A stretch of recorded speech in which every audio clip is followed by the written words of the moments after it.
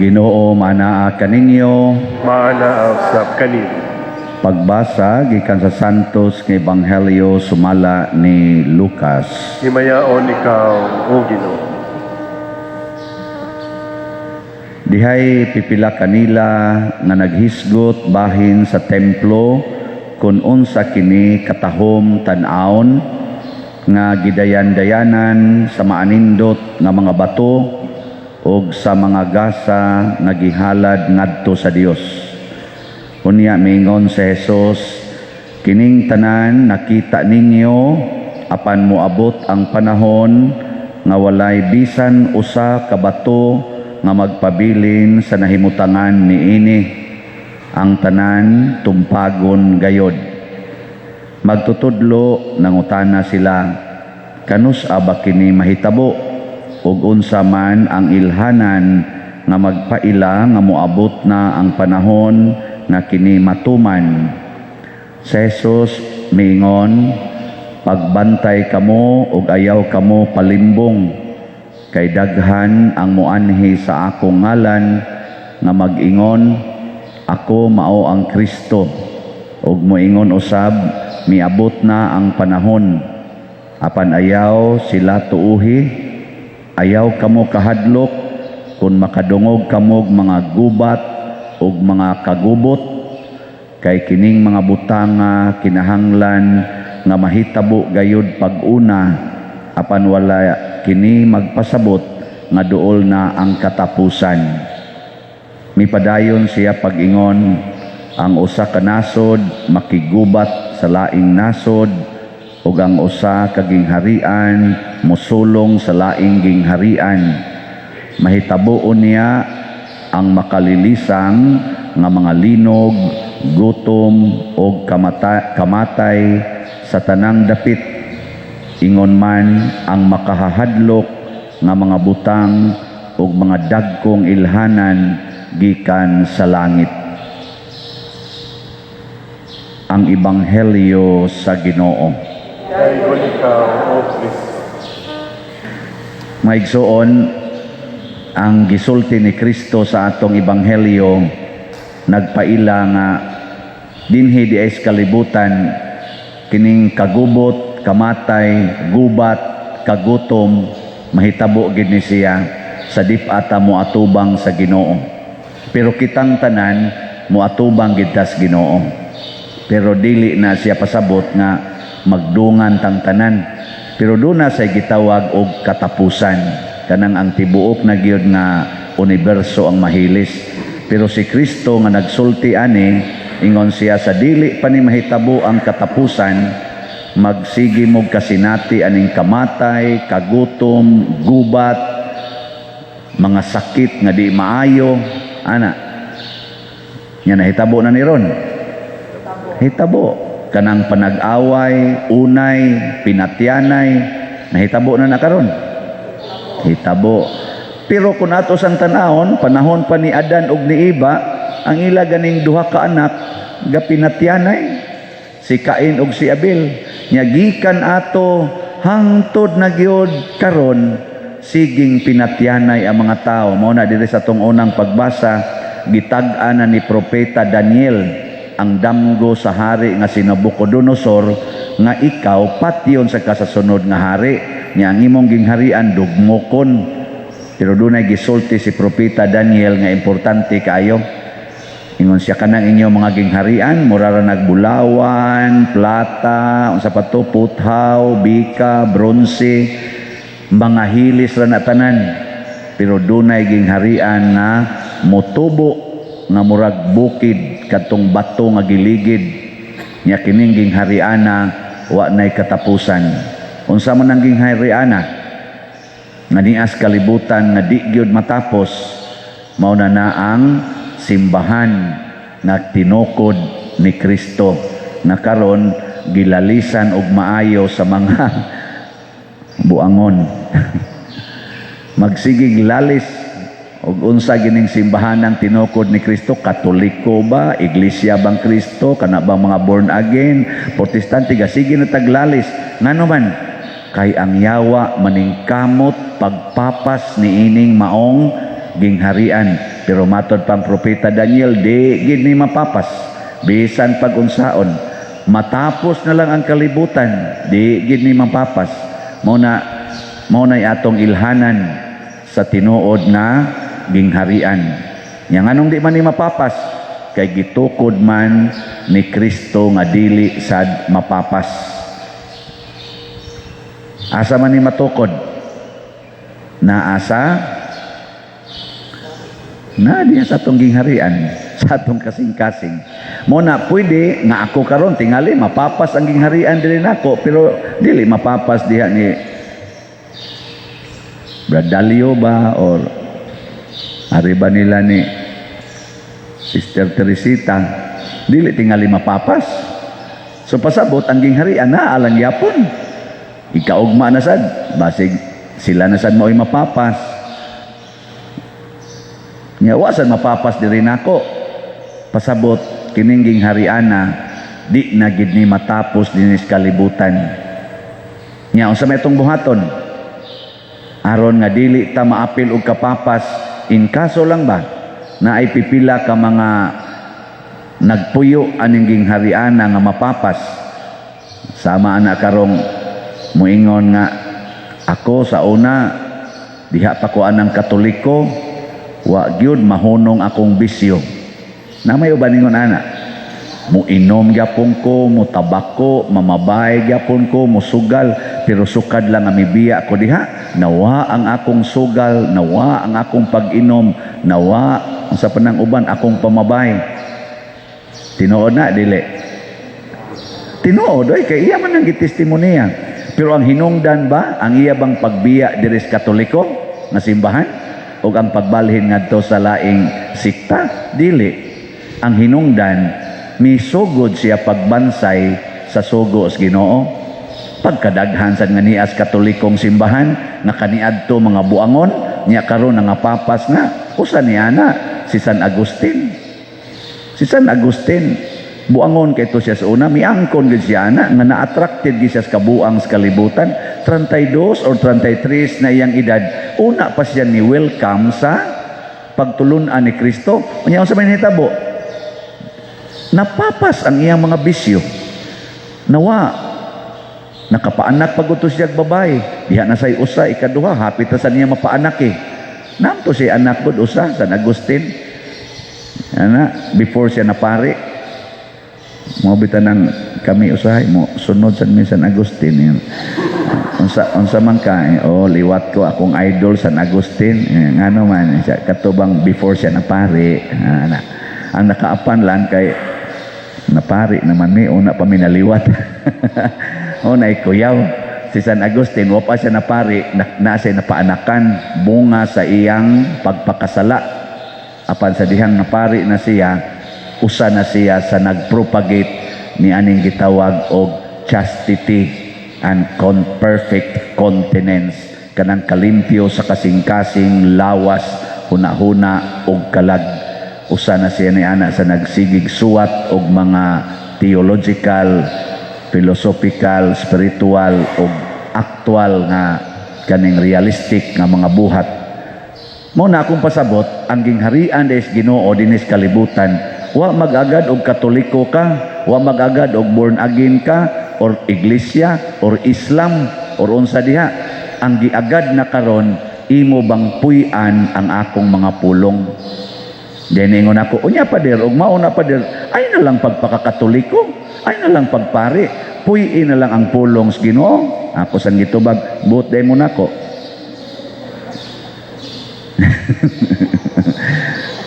Buot day mo nako, magpari ko, nya magkatoliko ko, nya magpuyo pagyog ko ana. Nganong inyo pa man kong pabiyaon? Lain mong tag-gasa. Siya hamaw din na pader, wa gid ay relihiyon nga makaluwas. Mana ka mo pangundang lamo dire. Di ba? Wa may ang pagpuyo raman di ay ma-Islam ka, maunsa, wa di relihiyon nga makaluwas. Ingon ko kung mga-apply ka og trabaho, graduate ka UST, nga imong kontra, ikaw graduate ka UST, summa cum laude, nga imong kontra, graduate lang og kanini ang Sa nga nani kana bang mga badan college lang ba nga kana para nang sa mga colleges nga anang simple ba nga college ba? Oh, basta kana mga simple na rin mga colleges nga mga kana ganing kana ba mga bagong tukod ba nga colleges nya ang imong kaparang i-apply nimog trabaho ikaw summa cum laude ka sa inyong inyong college sa inyong school unya ang imong kontra taga Ateneo taga Lasal taga UST nga summa cum laude sad kisa may dali makasod kisa may unahog dawat. Oy, dinis kalibutan gikinahanglan kaayo ang credential. Ako bitas unang apply kog trabaho ba. Parti ginako ka passionate. Hala naabot nako sa final interview. Pag abot sa final interview, giingnan kong duha na lang kuno mi kabuok ang nagbangga og kami na lang kuno pilian kaming duha na kanib siguro nagyug ko aning madawat.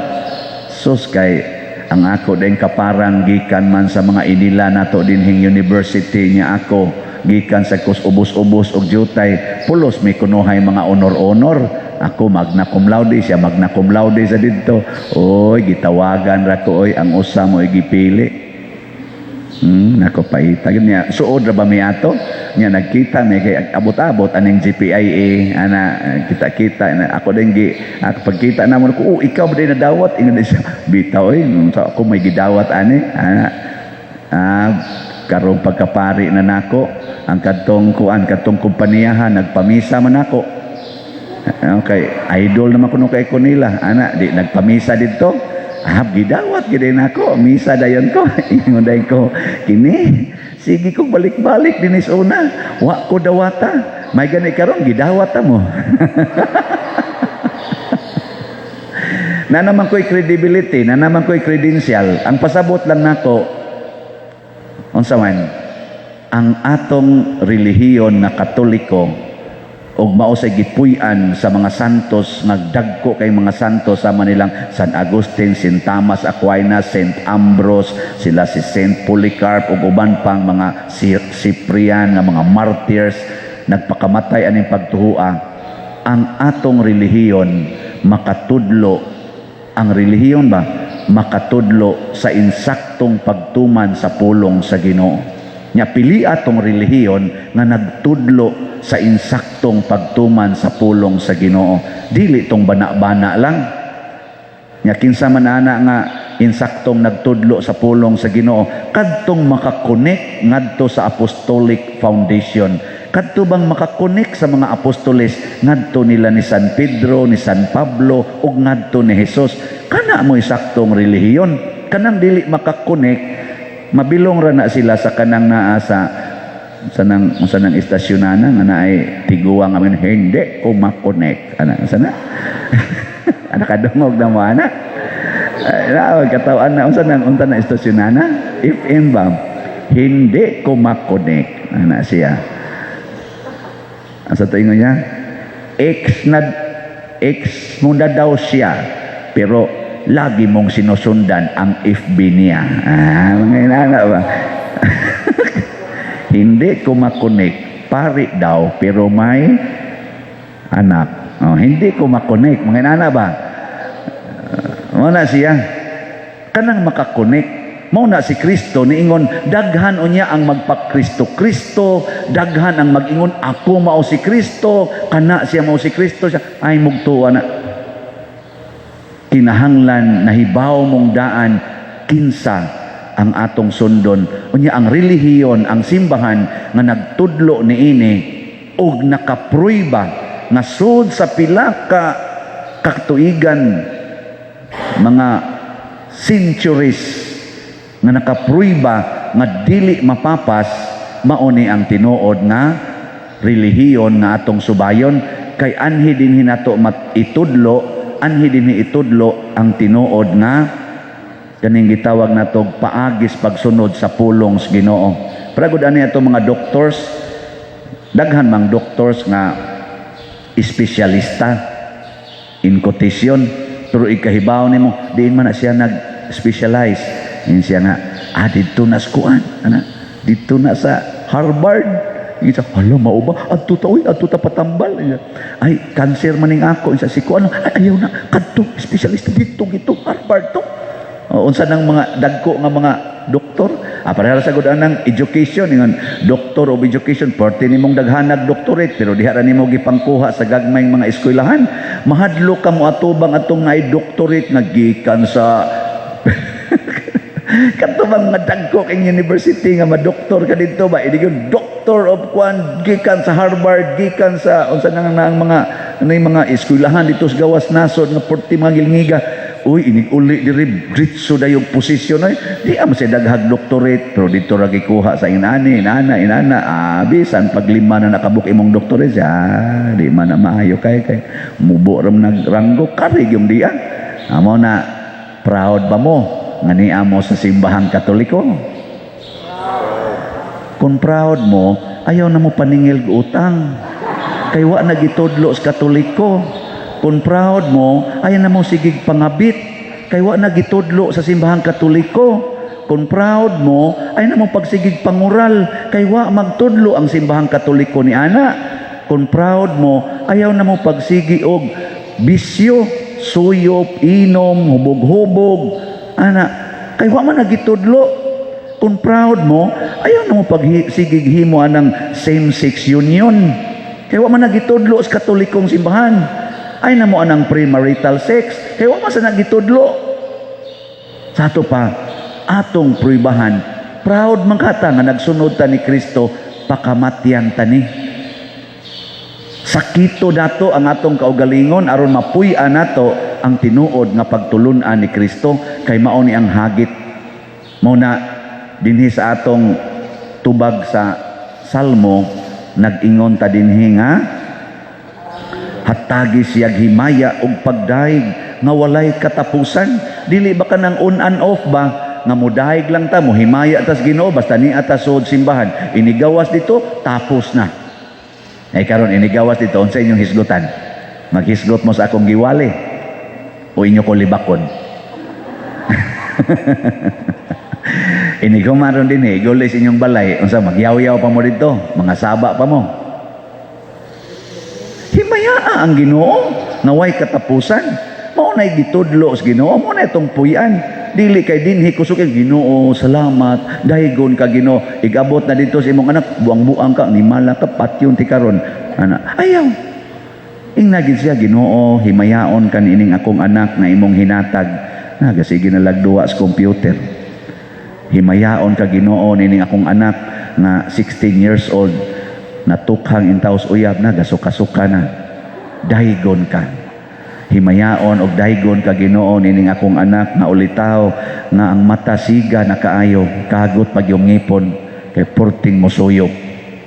Ana, daygon ka Ginoo nining akong bana nga imong gihatag nako nga porting buotana tanang silingan gitukhang. Ana, salamat Ginoo. Ana, nya humandayon moingon din ka ayaw itugot nga mapapas ang imong gingharian diri nako. Kamao unta kong mohigugma niining akong mga anak, niining akong bana, niining libakira kong silingan.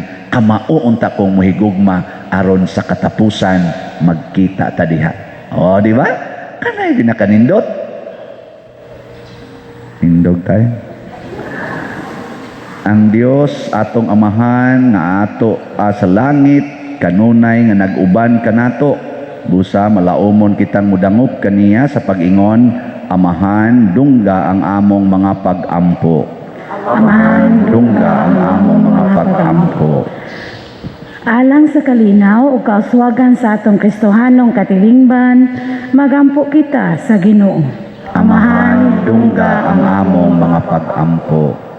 Alang sa kalinaw sa kanasuran, aron ang kalibutan ilikay sa Dios sa kagubot, ug mag-alagad kita kaniya diha sa kagawasan, magampo kita sa Ginoo.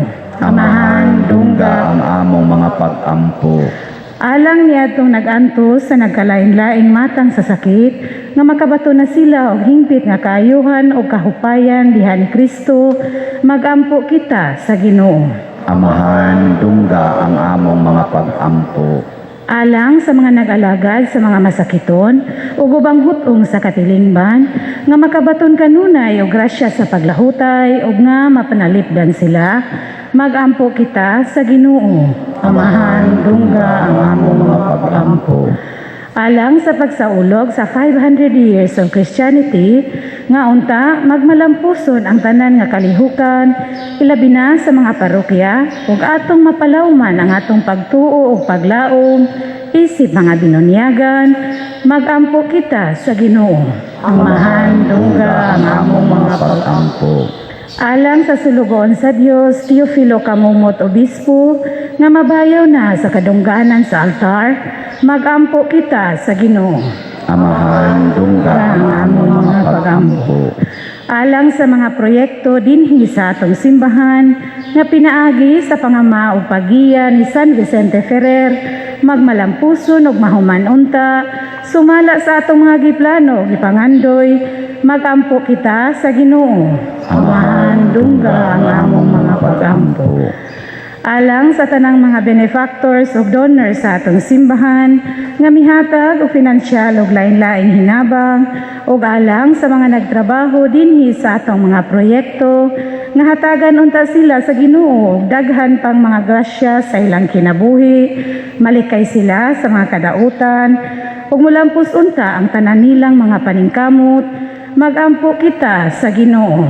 Amahan dungga Ang among mga pag-ampo. Alang sa atong mga igsuon nga mihalina niining kalibutana nga pasudlon sila sa langit ng puloy-anan nga giandam alang kanila, magampo kita sa Ginoo.